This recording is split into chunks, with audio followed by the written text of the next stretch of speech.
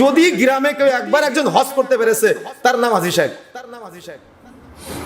ওই গ্রামে তাকে হাজী সাহেব বলে ডাকবো, অন্য কোনো নাম নাই। আমার নামের পিছনে যদি আলহাজ না লাগানো হয় আমি কষ্ট পাই, লাভ নাই। কথা বুঝতে পারেন নাই? কেন? আমি নামাজ পড়ি, নামাজ পড়লে সালাতিকে কি বলা হয়? মুসাল্লি।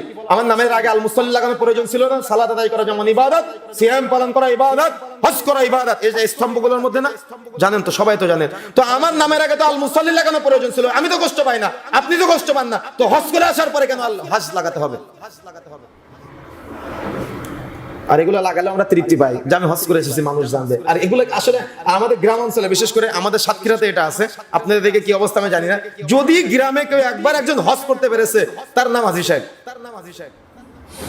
ওই গ্রামে তাকে হাজী সাহেব বলে ডাকবো, অন্য কোনো নাম নেই, তার নাম বিলুপ্ত হয়ে যায়। অথচ মনে রাখার চেষ্টা করবেন, এই মুহূর্তে যদি আমার মৃত্যু হয়ে যায় না, এই মুহূর্তে মৃত্যু হওয়ার সাথে সাথে বলবে কি আব্দুল্লাহ চলে গিয়েছে।